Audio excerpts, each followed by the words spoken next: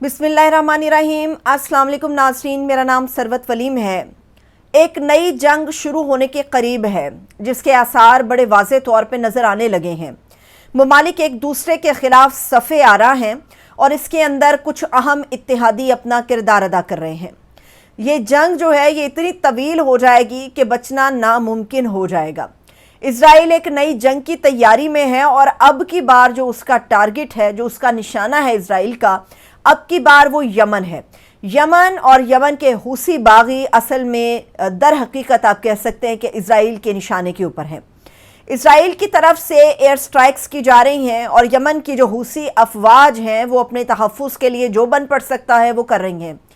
America इसके अंदर neutral नहीं है। अमेरिका अपना किरदार अदा कर रहा है और चंद इत्तेहादी इज़राइल के अपना किरदार अदा कर रहे हैं, जिसकी तस्दीक बाकायदा तौर पे वो तमाम मीडिया को देखने वाली एजेंसीज और इदारे कर रहे हैं जो इन चीज़ों को देख रहे हैं।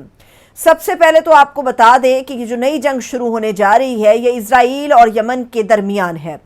हूसी अफवाज ने इज़राइल की नाक में दम कर रखा है और इज़राइल को वो इकॉनमी के लिहाज से, मुआशी लिहाज से सबसे ज़्यादा नुकसान पहुंचा रहे हैं। मुआशी लिहाज से वो उसके एक खर्च को 10 गुना ज़्यादा कर रहे हैं, जिसकी वजह से इज़राइल और वज़ीर आज़म नेतन्याहू और उसकी पूरी की पूरी कैबिनेट तिल में ला रही है।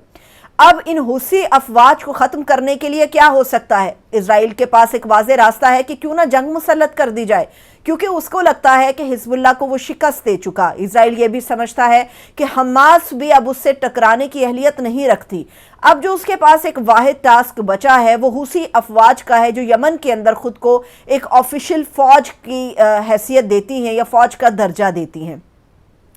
कल रात गए ये इज़राइल का मीडिया रिपोर्ट करता है कि हूसी अफवाज ने भरपूर तरीके से इज़राइल के ख़िलाफ़ कार्रवाई की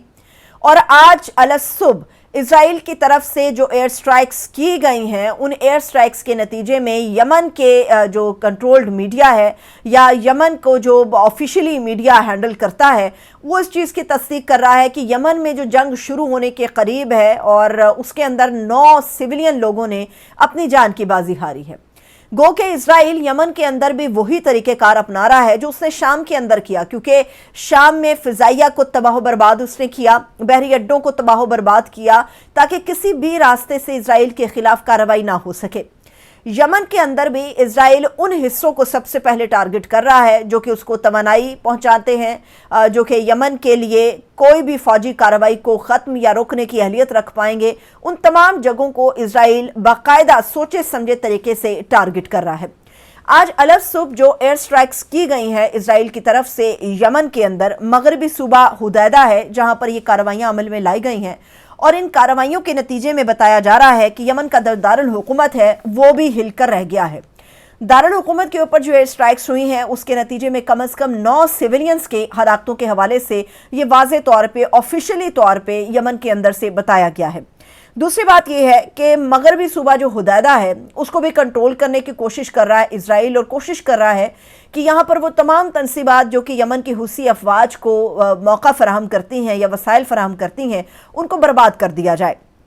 मगरबी सूबा के 2 हिस्से ऐसे हैं हुदैदा के जहां पर टारगेट किया गया, और एक तो स्लेफ की बंदरगाह है। बंदरगाह को इसलिए टारगेट किया गया ताकि कोई बहरी कार्रवाई अमल में लाई ना जा सके, और दूसरी बात यह है कि रास गैबे का एक इलाका है जहां पर तेल की तनसीबात के ऊपर 2 हमले किए गए हैं।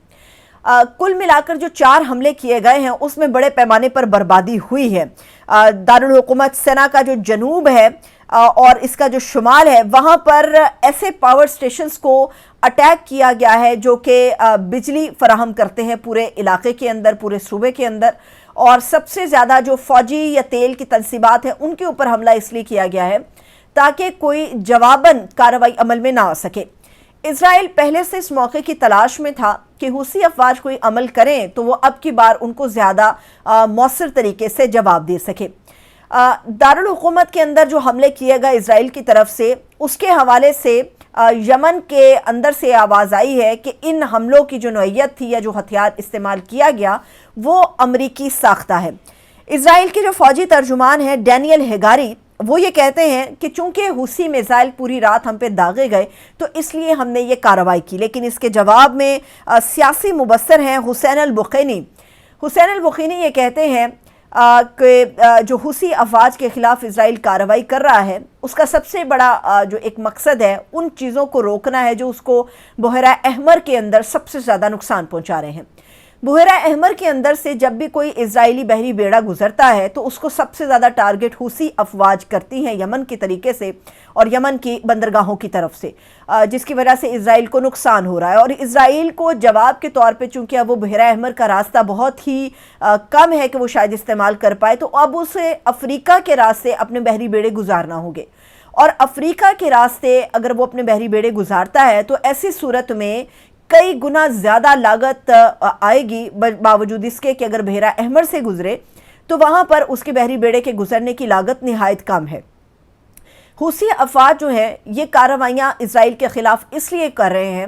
تاکہ یہ بتایا جا سکے کہ غزہ کے اندر جو ایک نسل کشی کا عمل شروع کیا ہے اسرائیل نے اس کو وہ روک دے، اس کو ختم کرے۔ اور دوسری بڑی ڈیمانڈ جو حوثی افواج کی ہے وہ یہ ہے کہ انسانی امداد جس میں ادویات ہیں، جس میں غذا ہے، جس میں پانی شامل ہے، جس میں گرم لحاف شامل ہیں، گرم کپڑے شامل ہیں، اور ہر وہ بنیادی ضرورت جو غزہ کے مسلمانوں کو اس وقت ہے جب تک ان تک نہیں پہنچائی جاتی تب تک حوثی افواج جو ہیں اسرائیل کو ٹارگٹ کرتے رہیں گے، چاہے وہ سمندر کے راستے سے اس کو ٹارگٹ کرنا شروع کریں یا چاہے وہ فضائی راستے سے اس کو ٹارگٹ کریں، مگر حوثی افواج جو ہیں وہ اس چیز کے اوپر کاربند ہے کہ ہم اسرائیل کو غزہ کے اندر مزید نسل کشی کرنے کا موقع یا چانس جو ہے وہ فراہم نہیں کر سکتے۔ دوسری بات یہ ہے کہ البخینی اس بات کا بھی دعویٰ کرتے ہیں کہ حوثی افواج کے خلاف جو کارروائیاں ہو رہی ہیں اس کے اندر امریکہ کی انوالومنٹ بھی بہت زیادہ ہے، اور حوثی افواج کا جو ایک سرکاری ٹیلی ویژن ہے وہ بھی اس چیز کی تصدیق کر رہا ہے، اس چیز کی خبر کو رپورٹ کر رہا ہے کہ ایکچولی امریکہ اسرائیل کو مدد فراہم کر رہا ہے کہ وہ یمن کے اندر بھی ڈسٹربنس کو کریٹ کر سکے اور جو حوثی افواج کو ختم کرنے کا خواب اسرائیل کا ہے وہ زندہ و تعبیر ہو جائے۔ یہاں پر آپ لوگ یہ یاد رکھیں کہ اس نئی جنگ میں جو شروع ہو چکی ہے تقریباً اس کے اندر بڑے ایسے اتحادی ہیں جنہوں نے خود کو انوالو کر لیا ہے۔ اب ان اتحادیوں میں جرمنی ایک ایسا اتحادی ہے جو پہلے تو شام کے اندر گولان کی پہاڑیوں پر جو بڑے زور و شور کے ساتھ اور تیزی کے ساتھ اسرائیل اپنی کارروائیاں آگے بڑھا رہا تھا، اس کے اوپر جرمنی کے اندر سے اس کی مخالفت میں آواز آئی تھی، لیکن جب سے یمن کے اندر حوثی افواج کے خلاف اسرائیل نے باقاعدہ طور پہ اعلان جنگ کیا ہے،